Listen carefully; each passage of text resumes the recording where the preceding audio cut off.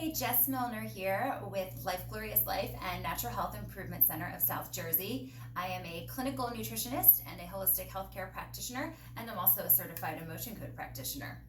Welcome to my little video on gut health. I'm going to talk a little bit about how we can have a healthy digestive system. So we have a lot of digestive issues in the world right now, in our country especially, and so this is a big topic for everybody. What can we avoid? What should we be embracing? And there's some conflicting information out there. So I'm going to share with you what I have found throughout my studies and throughout what I've learned clinically as well. So basically, we want to avoid things that are going to cause inflammation, things that are going to exacerbate the problem. So things like complex sugars, which is pretty much like any kind of like table sugar or anything like that. It's really difficult for our bodies to break those down. So we're going to want to be very wary of those.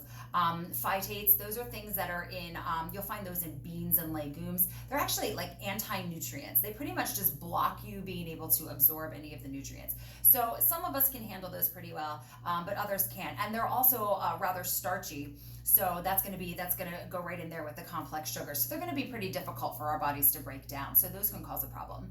And something else that, gluten really doesn't need any introduction, right? Gluten, it's actually a protein that's found in wheat, rye, and barley. And it's very difficult for a lot of people to digest, and it can even cause like some pretty severe allergic reactions in some people. So if you're having digestive upset, you might want to steer clear of gluten, even just for a short period of time to help that to calm down. In addition to that, things like trans fats, you don't want to be doing too much of the trans fats. Those are difficult to digest, and they're not good for you on a few other levels too. Dairy can be very inflammatory, so if you're having a problem, I would avoid some dairy. And alcohol, of course, because alcohol, especially sugary stuff like dessert wines or rum, those are going to be really difficult for you to process.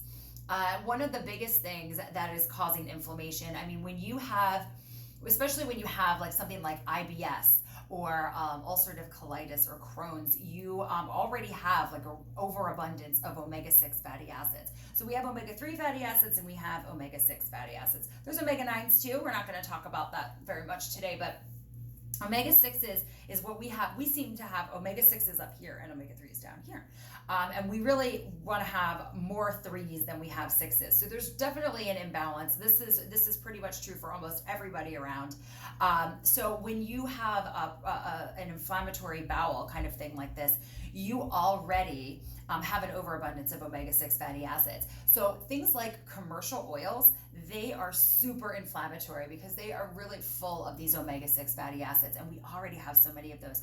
So things like canola oil, any liquid vegetable oil, sunflower, safflower oils, those, because of the way that they're pressed, some of the solvents that are used in pressing them, they're rancid before they even hit the shelves, and they just do not do anything good for your body. So if I could really recommend one thing in particular for you to omit from your diet, just for your gut health in general, overall health, but your gut health for sure, it would be those commercial oils, to definitely try and work those out. It's difficult with processed foods. They even throw them into things like organic chips and stuff like that. So you got to keep an eye out. But we need those omega-3s. We need the healthy fats. I know a lot of the time people who have a digestive upset, they feel like, they don't want the fat because the fat's going to, make the problem worse. But we actually do need those healthy fats. We need those omega-3s. Those are going to help us absorb fat-soluble vitamins like vitamins A and D. So we really want to have like a good fish oil, like a tuna oil or a cod liver oil. Eat some salmon. Those are really great sources for that. Also for healthy fats, you have coconut oil, avocado oil. I love to cook with avocado oil. That's my favorite oil to grab for. Grass-fed butter and ghee. A great grass-fed butter is higher in vitamin A content than a carrot, and it's more bioavailable for your body even. So butter is definitely a healthy choice. Even if you can't really do dairy, most people can handle butter as long as it's a good butter. But I will say that if you're looking between butter and margarine, butter is a better choice, even if it's just the regular plain old butter that's in the grocery store. That is going to be a better choice than a margarine spread. So, butter is better for sure.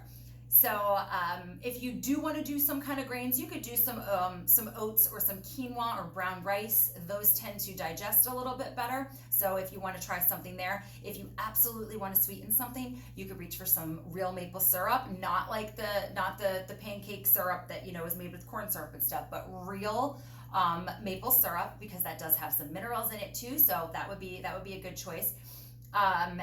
You could also try, some stevia or some monk fruit if you can handle that. You definitely want to steer clear of like the basic table sugars if you're having a problem. Those are really hard to break down, and stay away from things like agave nectar that's really high in fructose. Honey, well, raw honey has a wonderful health benefits for you. If you're having an issue, that can be really difficult to break down those sugars.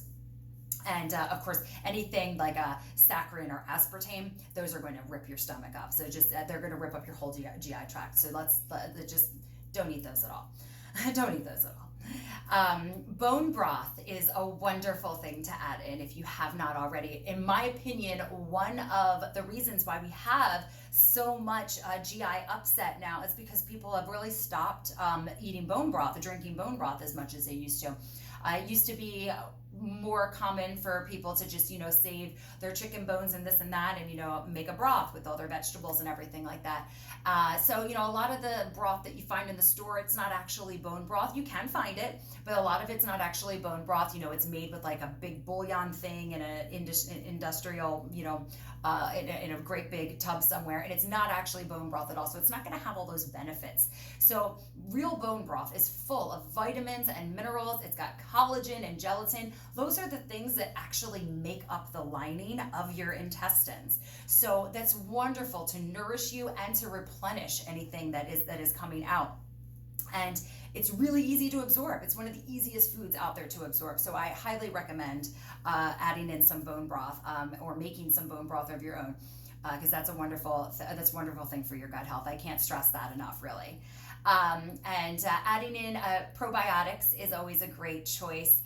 You want to deplete that you want to replace that depleted good bacteria. So when we're growing our food, we like to have probiotics right there in the soil, because you need it in the soil for the food to grow, just like we need the probiotics, we need that good bacteria inside of us so that we can properly digest everything as well. So we want to have that good bacteria there, and unfortunately in our food it's been depleted, in our soil it's been depleted, so we need to add that back in by adding in a good probiotic. And also some digestive enzymes might be really great to help out, especially if you're having an issue, if you have some upset and you just can't seem to get over that little hump with it there, because that'll really help to break down some of those complex sugars. Those digestive enzymes will go for that, and they'll help to break all of that down so that you can get past that. And it also helps to digest proteins, so that can help clear out pathogens too. And of course, fermented foods. You don't want to forget fermented foods. So you have fermented foods and beverages. You have your kefir and your kombucha. You have sauerkraut and yogurt. And these things, because the fermentation process is starting to break down some of those sugars. So it makes it so much easier for your body to go ahead and digest it properly. So you're going to be able to get all of the nutrients from it because your body doesn't have to work as hard. So the same thing can be true often for people who are sensitive to wheat. They can still have sourdough bread, because that sourdough, that process of fermenting the dough, actually starts to break it down, and it's just much easier on your entire GI system, so you're able to break that down and not have like super like bloating and gas and everything, and be able to do that well. So everybody's goal is to have a happy tummy, right? Nobody wants to be out there having, stomach pains and cramping and running to the bathroom and things like that. So gut health is super important, because it really is. They call it a second brain, of course. It really does. You're sending all of your minerals from there up to your brain, so it's going to affect your serotonin levels, among many things. And so it's wonderful for your immune system. If your gut is not in good health, then your immune system is not in good health either. So it's really important that we pay good attention to our bellies and make sure that they are happy and smiling. So I hope that this has been an informative little video here on gut health, and I hope you can get out there today, and I hope that you can make your belly smile too.